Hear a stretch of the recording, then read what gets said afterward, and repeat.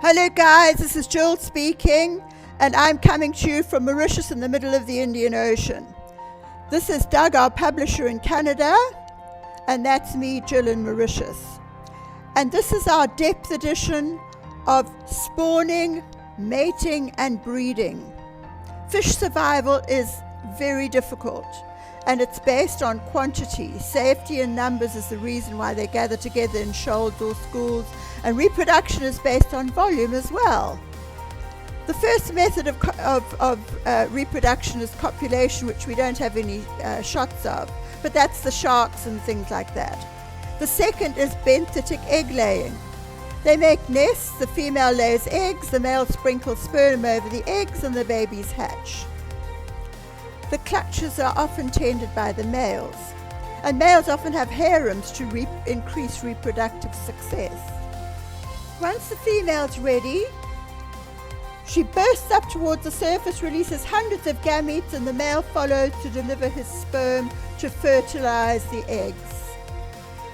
Sometimes mating happens in groups, like with these clown anemone fish.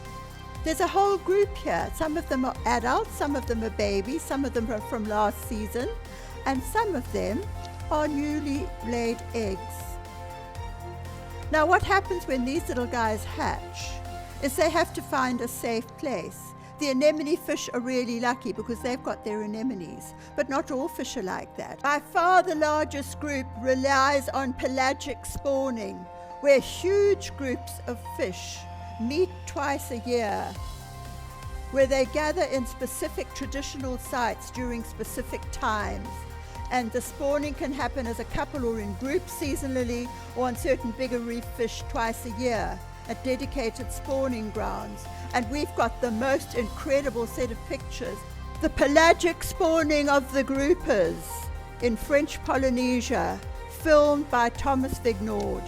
The most incredible pictures I've ever seen. The new fish start off as larvae with big bellies and little tails, and they gradually evolve into small fish, and they have to find a safe place to hide from predation.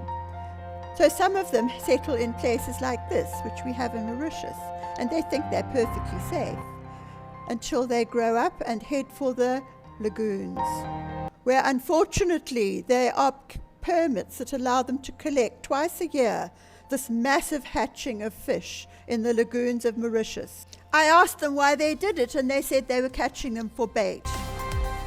When they're not caught, this is how the reefs can look. During lockdown, this is what we saw.